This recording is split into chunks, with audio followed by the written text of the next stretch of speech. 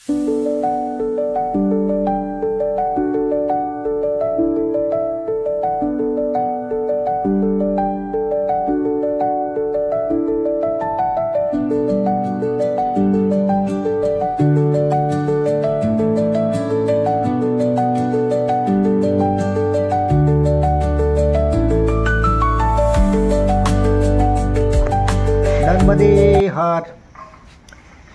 তো 10 তারিখ সকাল হয়ে গেছে। এবার ভগবান অপসরেশ্বর তাকে প্রণাম করে তারপরে ওইখানে একটা বড় যে ঝিল আছে, সেই ঝিলের পাশ দিয়েই রাস্তা আছে। তা সেই রাস্তা দিয়ে বাঁদিকে পড়লো মসজিদ। তারপরে মসজিদের ভিতর থেকে গ্রামের একটা ভিতরে একটা ধুলো ভরা মাঠ মতো ছোট, সেই মাঠের পাশ ডান দিকে আছেন ডিন্ডিশ্বর মহাদেব। সেখানে হাত জোড় করে বাইরে থেকে প্রণাম করলাম। তারপরে ডিন্ডিশ্বর মহাদেব ছাড়িয়ে একশাল গ্রামের ভিতর দিয়ে অলিগলি পথ, তারপরে সেই অলিগলি পথ ছেড়ে একশাল যে গঞ্জটা সেটা পেরিয়ে গেলাম। গিয়ে এবারে চলতে চলতে এগিয়ে গেলাম সামনিতে ছিল সামনি কাসরা, এখানে চবনেশ্বর ও কণ্ঠেশ্বর। তো এই দুই শিবলিঙ্গ দেখে এর সে প্রাচীনত্ব বা ইত্যাদি প্রথমে অনেকটা আসলে বিস্মরণ হয়েছিল। তো এর প্রাচীনত্ব সম্বন্ধে অতটা মনে ওঠেনি। তারপরে পরবর্তীতে চিন্তা করলাম, আরে কণ্ঠেশ্বর মহাদেবের তো নানা ইতিহাস আছে। শিব ঠাকুর একবার একটা কাঁথা গায়ে দিয়ে নাকি পথ চলছিলেন, তারপরে সেই কাঁথাটি ওখানে ছেড়ে গিয়েছিলেন। তো সেই কাঁথাটি পরে নাকি একটা স্বয়ম্ভূলিঙ্গ পরিণত হয়েছিল। তো তারপরে যাই হোক, কত কিছু দর্শন হয়। আমাদের মন যদি দেখতে না পায়, চোখ কি আর দেখতে পায়? তো তারপরে এগিয়ে গেলাম। এগিয়ে যেতে যেতে কিছু মন্দির গুচ্ছ পড়লো সামনে। সেখানে মন্দিরটি ভাঙাচুরা চলছিল। তো আমি আমার যে সঙ্গী ছিল মধ্যপ্রদেশের যে ছেলেটি, তাকে বললাম, এইখানে না একটা অতি প্রাচীন তীর্থ আছে, ঠিক মনে করতে পারছি না। তা সেখানে মন্দিরের ভিতরে অনেকগুলো শিব আছেন। তো সেসব একে একে দর্শন করছি। তার মধ্যে ছিল হচ্ছে সোমেশ্বর, পঞ্চভোগী মহাদেব, বাসুদেব মন্দির ইত্যাদি। তারপরে পাশে দেখলাম যে ভারেশ্বর। তো এক সাধু বাবাকে বললাম যে ভারেশ্বর, তো এটা তো ভারেশ্বর ক্ষেত্র, তো এখানে মূল ভারেশ্বর মন্দির কোনটা? তা তিনি তারপরে দেখিয়ে দিলেন। তো ভারেশ্বর নামটা মনে করতে করতে হঠাৎ মনে পড়ে গেল, আরে এ তো সেই ভারভূতি তীর্থ, হ্যাঁ, ভারেশ্বর মহাদেব। তো সেই কাহিনী ভারী সুন্দর কাহিনী। ভারভূতি ছিলেন ওখানকার এক পণ্ডিত ব্রাহ্মণ। তো তিনি সুন্দর পড়াতেন, অতি প্রাচীনকালে। তো তার সেই শাস্ত্রপাঠ, তার যে টোল, তাতে অনেক ছাত্র আসতো বাইরে থেকে, সে ব্রাহ্মণরা। তো শিব ঠাকুরের একবার ইচ্ছা হয়েছিল এই পণ্ডিতের কাছে পাঠ নেবেন। হ্যাঁ, এত সুন্দর তিনি পড়াতেন। তো শিব ঠাকুরের লীলা, তিনি গেলেন সেই মন্দিরে। তো পণ্ডিত ভারভূত, তো তার একটা নিয়ম ছিল যে ছেলেরা পালা করে রান্না করবে, পালা করে যাদের তার খেলাধুলোর মাঝে মাঝে পালা করে রান্না, আশ্রম পরিষ্কার ইত্যাদি ইত্যাদি দায়িত্ব এক এক দিনে এক একজনের থাকে। তো সবাই সেইভাবে করে। এইবার শিব ঠাকুরের সেও বালক বেশি, ছদ্মবেশে আছেন। তো তার যখন পালা এলো, তো দেখা গেল যে সেই বালক বেশি শিব ঠাকুর তিনি পাকশালে গেলেন, আর খানিকক্ষণ বাদে আবার ওখান থেকে পাকশালের দরজা বন্ধ করে বেরিয়ে আসলেন অন্য ছেলেদের সঙ্গে খেলা করার জন্য। অন্য ছেলেরা তখন তাকে চেপে ধরল, হ্যাঁ, তুমি আজকে কি আমাদের না খাইয়ে মারবে? তুমি তো রান্নাঘাটে গেলে আর বেরিয়ে আসলে, তা রান্না করলে কখন? তখন বললে, না না, তুমি চিন্তা করো না, রান্না করেছি, সব খেতে পাবে। হ্যাঁ, সব সুন্দরভাবে গুছিয়ে রেখে এসেছি, কোনো চিন্তা নেই। ছেলেরা কি বিশ্বাস করে অত সহজে? তারা রেগে আছে, হ্যাঁ, যে আজকের সত্যি তো তর্কাতর্কি কি বেঁধে গেল যে যদি আজকে রান্না না পাই না, তোমাকে আমরা সবাই মিলে ধরে নর্মদা জলে চুবাবো। আশ্রমটি কিন্তু একদম নর্মদা কিনারে, একদম বয়ে যাচ্ছে, হ্যাঁ, খাড়া। তো পাড় থেকে সেখানে ভাঙনকুল অনেকটা দেখলাম। যাই হোক, তো তর্কাতর্কি বাদতে সবাই মিলে সে বালক বেশি শিব ঠাকুরকে নিয়ে গেল তার গুরু ভারভূতের কাছে, যে যে দেখো বাবা, এ রান্না করেনি, আজকে খেলতে এসছে, হ্যাঁ, আমাদের কত সময় লাগে, এ বলছে নাকি সে রান্না ঠান্না সারা। তা আমরা তর্ক হয়েছে যে এ যদি মিথ্যে কথা বলে তাহলে কিন্তু একে জলে চুবাবো। আর শিব ঠাকুরও বলে দিয়েছেন যে দেখো, যদি রান্না সত্যি আমি করে থাকি এবং তোমরা যদি সকলে দেখো যে আমার কথা সত্যি, তাহলে আমি কিন্তু উল্টে তোমাদের সকলকে জলে চুবাবো। তো পণ্ডিত ভারভূত তিনি অতটা ভাবছেন যে বালক বেশি ছোটোখাটো ঝগড়া মিটে যাবে। তো যাই হোক, তো গুরুদেব ঠিক আছে, আচ্ছা আচ্ছা চলো চলো দেখা যাক রান্নাঘরে কী অবস্থা। গিয়ে দেখেন যে থরে থরে রান্না, অতি সুস্বাদু সুগন্ধ, একদম সাজানো গোছানো, সকলের জন্য ভরপুর হয়ে আছে। তো দেখে কারোর মুখে আর কথা শুনে না। তো শিব ঠাকুর, বালক বেশি শিব ঠাকুর, তিনি বললেন আমি কিন্তু ছাড়বো না। তো বলে একে একে সকলকে বাঁধতে শুরু করলেন, আর সকলের সঙ্গে বড় বড় পাথর বেঁধে দিলেন। হ্যাঁ, সে অমিত শক্তি তার গায়ে। হ্যাঁ, তো বেঁধে গুরুদেব বলে আরে আরে করছো কি করছো কি? বলে গুরুদেব আপনি এখানে কথা বলবেন না, কারণ হচ্ছে ব্রাহ্মণ, আপনি তো জানেন সত্য রক্ষা করাই ব্রাহ্মণের ধর্ম। যে কথা হয়েছে, হ্যাঁ, যে বাক্য প্রদান করেছি, যে শপথ আমি নিয়েছি, সেটা তো আমি ফেলতে পারি না। আমি বলেছিলাম এরা যদি পরাস্ত হয়, এদের কথা যদি মিথ্যা হয়, তো এদের আমি এই নর্মদা গর্ভে ফেলে দেব। তো সত্যি সত্যি তখন সেই ভারভূত, তারও কিছু বলার নেই, কারণ ব্রাহ্মণের ধর্ম, সে ব্রাহ্মণ পালন করছে, আর কথা তো শর্ত তাই হয়েছিল, তো বাক্য রক্ষা করতে হবে।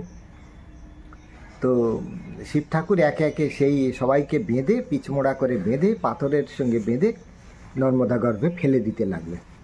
সেই দৃশ্য দেখে পণ্ডিত ভারভূত তিনি আর সহ্য করতে পারলেন না, যে আমাদের এই সন্তানতুণ্ড সব এদের মা বাবারা রেখে গেছে আমার কাছে পড়ানোর জন্য, তো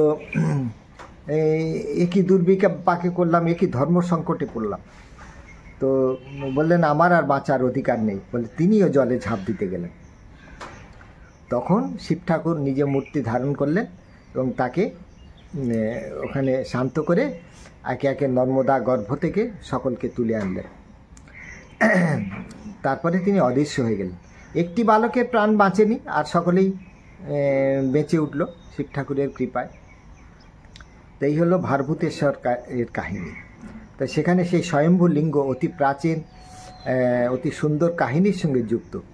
তো সেই কাহিনীটি বললাম আমাদের সঙ্গীদের, এই অপূর্ব স্থান। হ্যাঁ, শৈলেন্দ্রনাথজির গ্রন্থে এটার খুব সুন্দর বর্ণনা দেওয়া আছে। হ্যাঁ, অতি সুন্দর। তো মনে পড়ে গেল, তো সেই পুরোহিত যার কাছে সেই ভারভূত মন্দির মূল লিঙ্গটি দেখিয়ে দিয়েছিলেন, তাকে অনেক ধন্যবাদ জানালাম যে বাবা এই কাহিনী আমরা শুনেছি, শুনেই দেখতে এসেছি। তো ওখানে অনেকগুলো মন্দির ছিল পাশাপাশি, তার মধ্যে ভারেশ্বর, সোমেশ্বর, পঞ্চমুখী মহাদেব, বাসুদেব মন্দির ইত্যাদি। তো সব দর্শন করে তারপরে এগিয়ে চললাম। এইবার যেতে যেতে এই পথ কিন্তু এবার ধীরে ধীরে আমরা কিন্তু সড়ক পথ ধরেছি। এখানে নর্মদা মায়ের কিনারে যাওয়া যায়, তবে বেশিরভাগ জায়গা অপরিচ্ছন্ন, নোংরা। কারণ যত ভারুচ শহরের দিকে এগিয়ে চলেছি, তত কিন্তু এই ভারুচ শহর কিন্তু প্রচণ্ড ঘিঞ্জি। আর তো ভারুচের দিকে এগিয়ে চলেছি। তো এরপরে পড়ল হচ্ছে জটেশ্বর নর্মদা মাতা মন্দির। তা জটেশ্বর বাবা দর্শন করলাম। তা সারাদিন কেটে গেল পথে পথে। হ্যাঁ, পথেই ওইভাবে খেয়ে নিলাম। তো সঙ্গী বলতে আমার সেই মহারাষ্ট্রের সেই সাধু, সেই ছেলেটি একাই আছে। আর যে সন্ন্যাসীতে ছিল তাকে তো পরিত্যাগ করেছি। হ্যাঁ, তার কিছু স্বভাব পছন্দ হয়নি। যাই হোক, তো দুজনেই চলেছি আপন মনে। তো মাঝে মধ্যে এই পথে হারিয়ে ফেলছি, বুঝতে পারছি না কোন দিকে যাব। দুজনের মধ্যে আমি কিন্তু গুগল বাবার শরণাপন্ন হয়েই চললাম। তারপরে শহরের কাছাকাছি যখন আসছি, এখানে অনেকগুলো ছোট ছোট গ্রাম পড়েছিল। আর খাওয়া দাওয়া বলতে ওই রাস্তায় একটু ফল ইত্যাদি খেয়েছি, বাদাম, বিস্কুট, এই সমস্ত। তা করতে করতে এই বিকালের কাছাকাছি আর চলতে অসুবিধা হচ্ছে কেন, আমার সে হাওয়াই চটিটা খুব ভার লাগছে।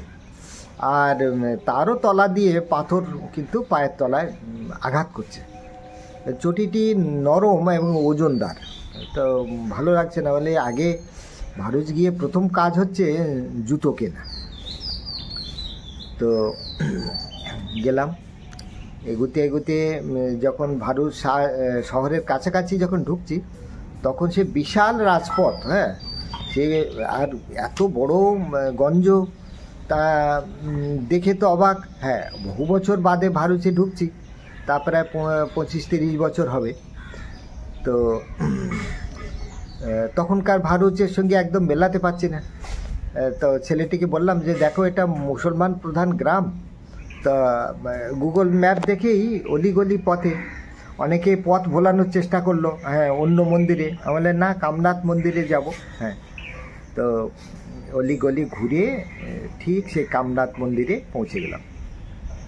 মন্দিরটি ভারী সুন্দর, উপর থেকে নর্মদা মাকে দেখা যাচ্ছে ভরপুর। আর কামনাথ মহাদেব তিনি সকলের মনোকামনা পূর্ণ করেন। সর্বক্ষণ একদম লোকজন ভর্তি, কিন্তু ঢোকার রাস্তাটি খুব সরু, গলিপথে যেতে হয়। সুড়ি গলিপথটা বেশ কিন্তু অনেকটা লম্বা।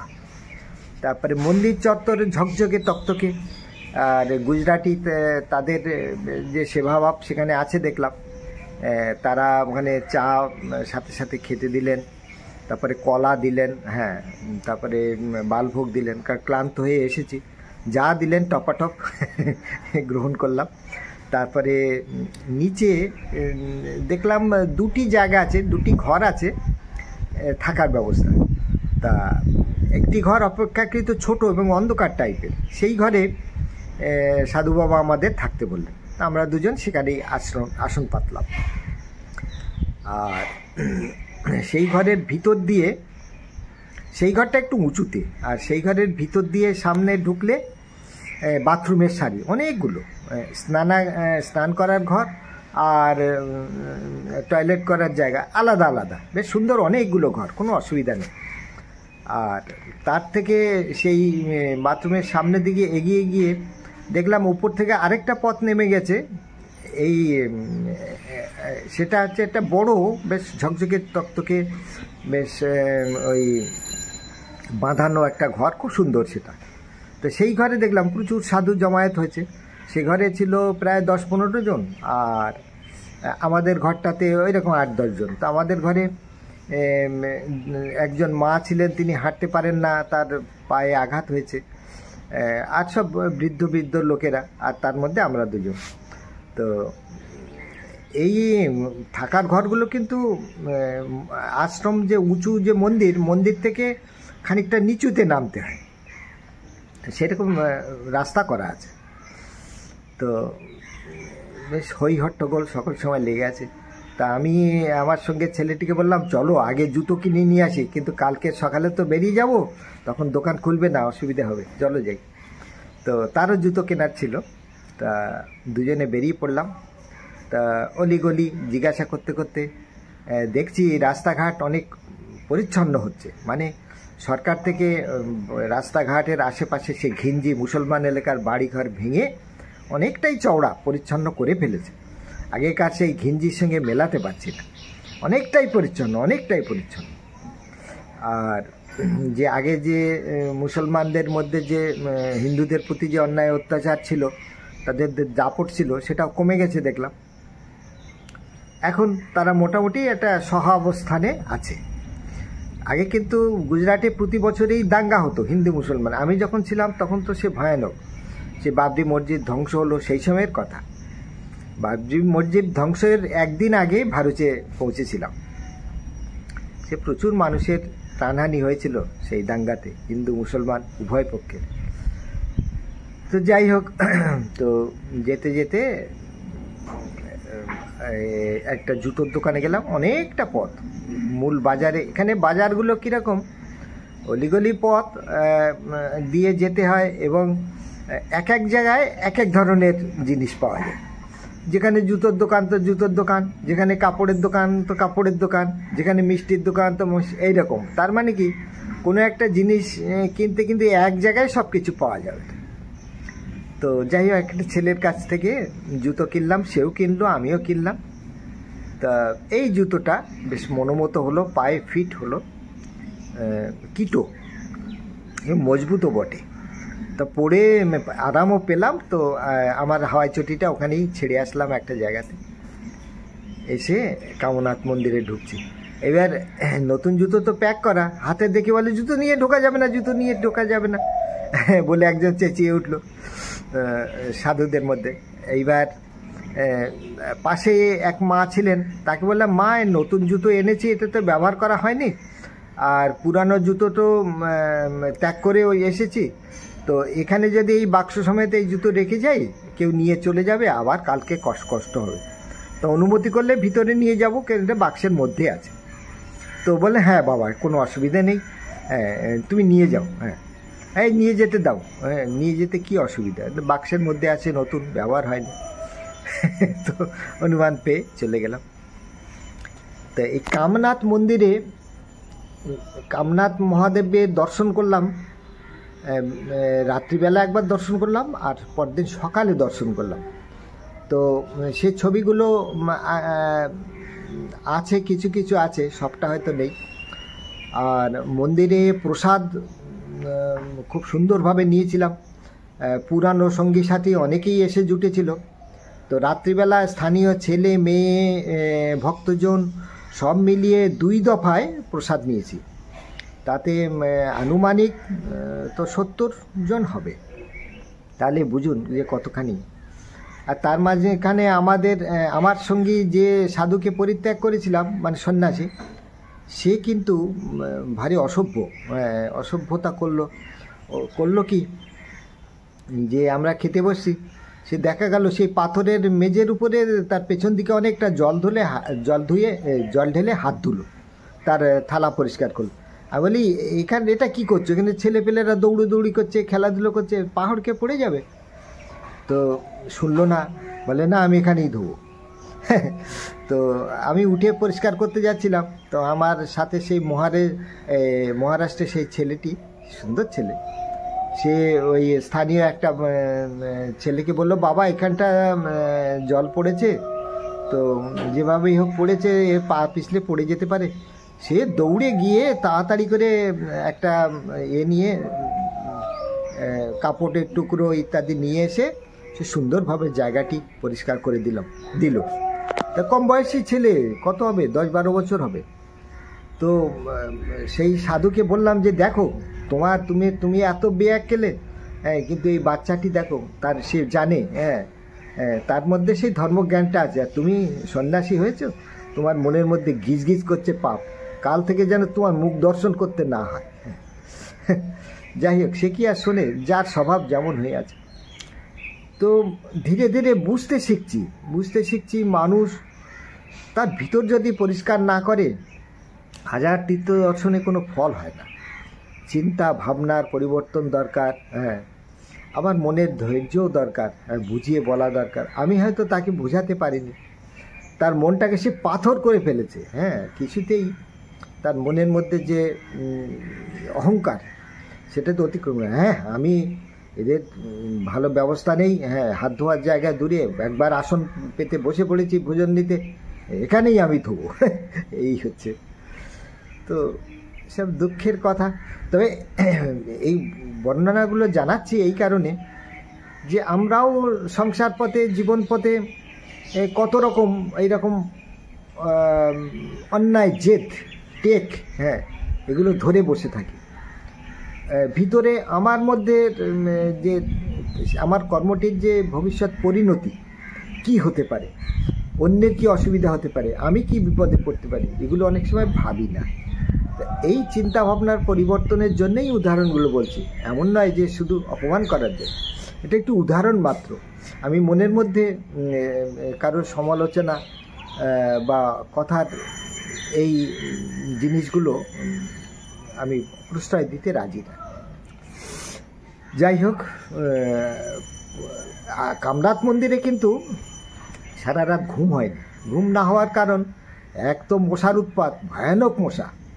তো আমার সাথে যে গুগ্গুল ধূপবাতি ছিল, সেগুলো একের পর এক জ্বালাতে থাকলাম, আর পাখা তো ফুল স্পিডে চালানো। তা গুগ্গুল ধূপ জ্বালানোর ফলে খানিকটা উপকারও পেলাম। আর মন্দিরে তখন চলছে সারা রাত, সব বিভিন্ন শিল্পী এসছে, স্থানীয় মায়েরা এসছে, হই হট্টগোল চেঁচামেচি, মানে কি গান সঙ্গীত, সে অপূর্ব সব রাগ সঙ্গীত হচ্ছে। অনেক রাত ধরে হলো, কিন্তু সাউন্ড বক্স, এই সাউন্ডটা কত দূর যাচ্ছে, পরিক্রমাকারীদের কত অসুবিধা হচ্ছে সেটা তারা বুঝছে না। সাউন্ডটা যদি কম থাকতো তো আরও ভালো উপভোগ করতে পারতাম। এমন নয় যে এই গানের জন্য বিরক্ত হচ্ছিলাম, এত সুন্দর মধুর সব ভক্তিগীতি ভজন গান চলছিল, সে বলার না। অনেক রাত অবধি চললো, শুনতে তাদের সঙ্গীত শেষ হওয়ার পরে ঘুমিয়ে পড়লাম। তো আজকের এই 10 তারিখ, তা অনেকগুলো সুন্দর সুন্দর শিব, যতটুকু ছবি আছে ততটুকু দেখাই, ততটুকু আনন্দ লাভ করুন। আর মাত্র 2 দিন পর আগামীকাল তো যাব ভারুচ। ভারুচের মধ্যে দিয়ে অনেকগুলো সুন্দর সুন্দর তীর্থ।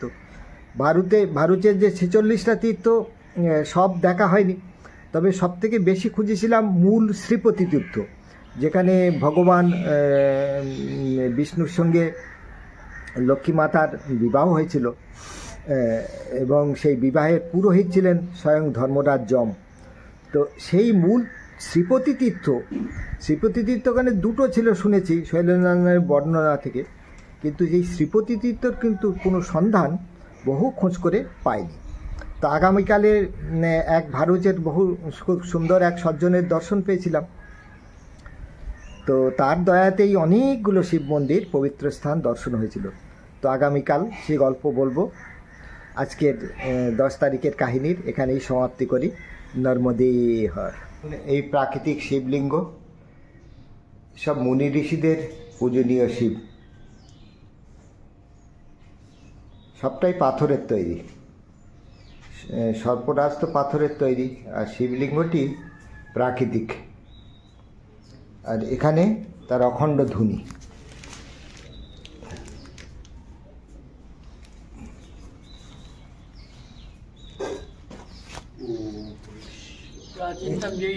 हाँ, यही आदि लिंग है।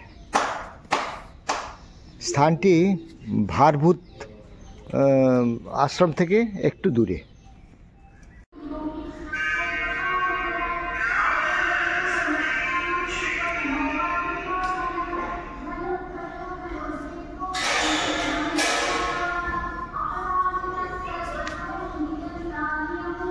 শ্রীরঙ্গ অবধূত আশ্রম ভারভূত। এখানে আছেন শ্রী বাসুদেবানন্দ মহারাজ, মাঝখানে দত্তাত্রেয় ভগবান, আর ডান দিকে শ্রীরঙ্গ অবধূত মহারাজ। शिवजी हैं ये।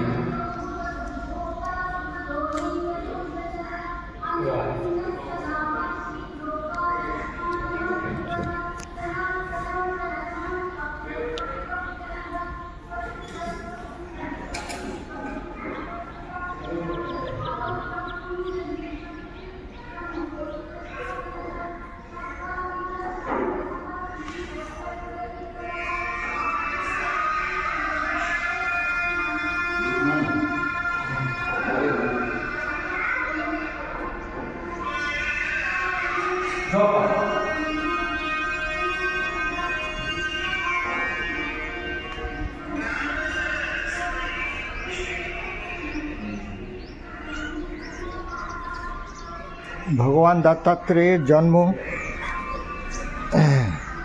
অনুসূয়া মাতার গর্ভে অত্রি মুনির ঔরসে।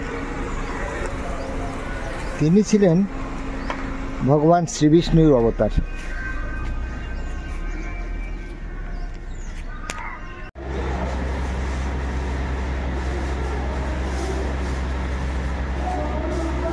পঞ্চমুখী মহাদেব, ভারেশ্বর তীর্থ।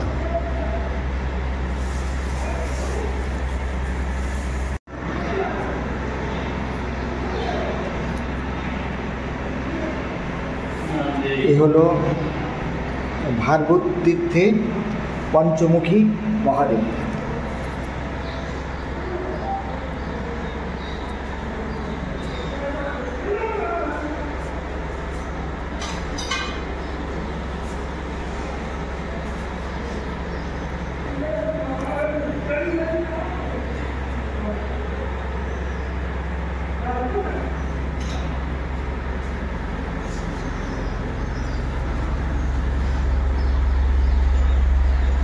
नर्मदे हार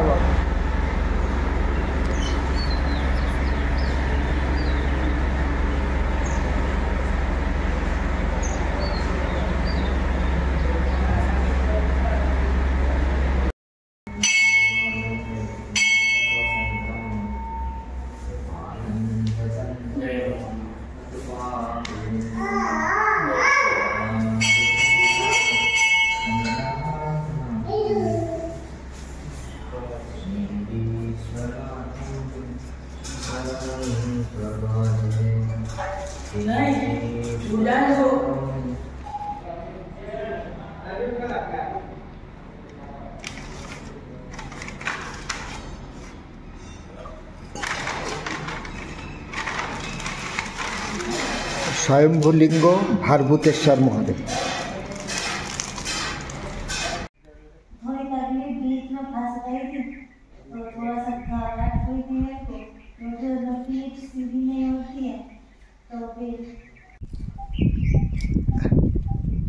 जटेश्वर महादेव मंदिर नर्मदा किनारे।